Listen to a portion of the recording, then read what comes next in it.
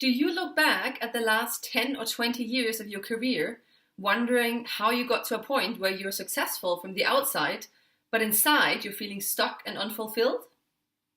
Career change at 30 or 40 can be scary because we feel like we've put a lot on the line to work our way up in our career, and risking all this in pursuit of something better and more fulfilling when we have no idea what that could be is really scary and overwhelming.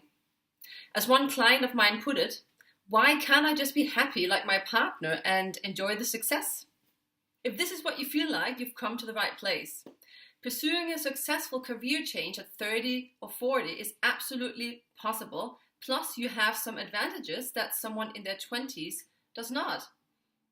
Usually, the biggest obstacle standing in the way of making this happen is ourselves. I'm going to tell you how you can approach the challenge in a way that gets results by working your way through 3 stages while having fun while doing it. Let's get started. Most people get stuck in the thinking and analyzing phase for way too long. Have a look at the diagram called the learning cycle. It shows that in order to really learn, we need to move through all the steps: creating and experimenting, happening, thinking, and sense making. Most people are stuck at the thinking level and are therefore constantly experiencing the dreaded analysis paralysis. If this is you, you need to start tackling the creating and experimenting and the happening levels. How do you do this? Step 1, make meaningful connections. Unless you are extremely introverted, it's likely that you are going to gain a lot more wisdom and ideas through other people compared to just scouring the web. Plus, it's going to be a lot more fun. Take some time to reflect on these questions. Think about who you know whose transformational story from A to Z you'd love to hear more about. Or maybe you know someone who is connected to a few interesting people that work on a project that sounds really fascinating. Be curious and humble in your approach and invite that person for a coffee or a 10-minute phone call. A great opening question could be, what's your story? Or how did you come to be here? Which sets off the conversation in a really creative way. Whenever you're seeing your friends, family, or even your neighbor, be open and chatty about the fact that you are on an exploration. Most people love to talk, especially about other people doing cool stuff, so have as many conversations as you can and keep an open mind. Just a small warning, don't fall into the trap of thinking that at this stage you need to be able to see how this could lead to a job. Remember, you're still in an early inspiration and idea stage, so the aim is just to gather ideas and get connected. Step 2, embrace the experiences. Accept the fact that your upcoming career change is going to be an expedition, not a day trip. And very importantly, do not worry that you have to quit your job in order to get started. When you look back at your career history, it's likely that you are somewhat blind in your view of the world of work. Especially if you've been in the same career for ages, you'll have surface level visibility of some careers and no visibility at all of other careers. Try to be as excited as possible about your learning journey. We all want a simple, direct line to that perfect position, but accept that that is probably not going to happen. And that's okay, because you can and you probably should stay in your day job while you're still experimenting. Now, from the first stage that I call making meaningful connections, you will have started reaching out to people and gotten used to bringing up the topic of your expedition when you're out and about. Through doing this, you will likely have gotten a few ideas and maybe a couple of small insights. Just don't expect any major light bulb moments just yet. It's time to act on these. Now it's time to take a step up and turn the learnings from the conversations into small experiments. So are there any evening, events, or courses you think that would be fun to attend?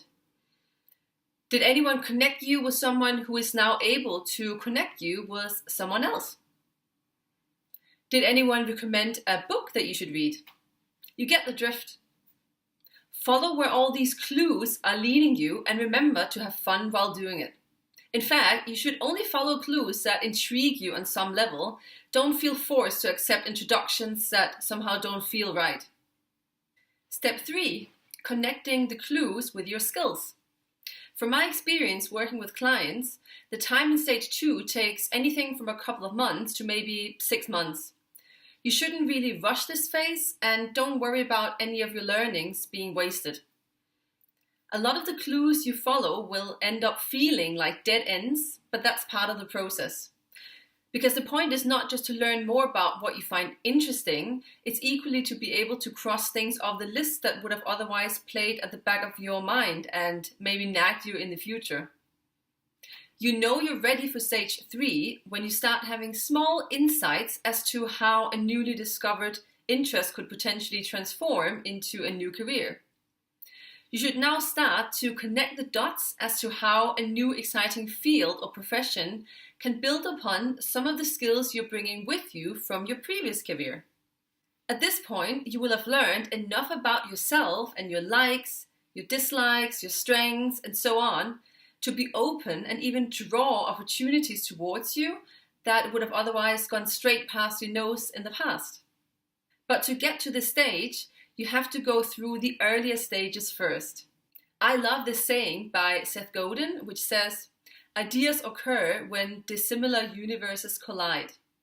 Basically, in today's job landscape, the most successful and fulfilled people are often the ones that manage to blend their experience and learnings in 2 or more different fields.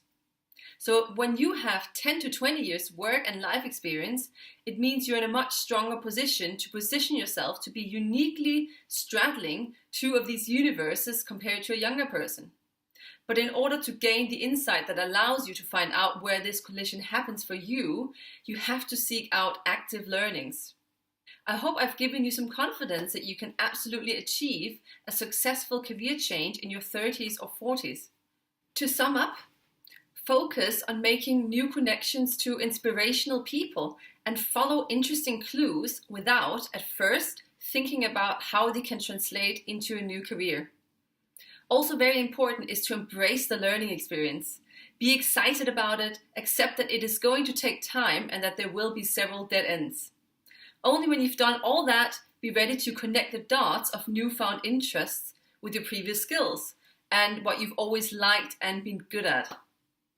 If you could use some extra help with accountability, new ideas, and keeping you on track, I'd be very happy to talk to you about how career coaching can accelerate your journey. Thanks for watching, and if you like this video, please click the button below. Be sure to subscribe to my channel, and I would love to hear whether you have any tips that you have successfully used when you change career, and if so, please do share them with us below. I'm really looking forward to seeing you next time.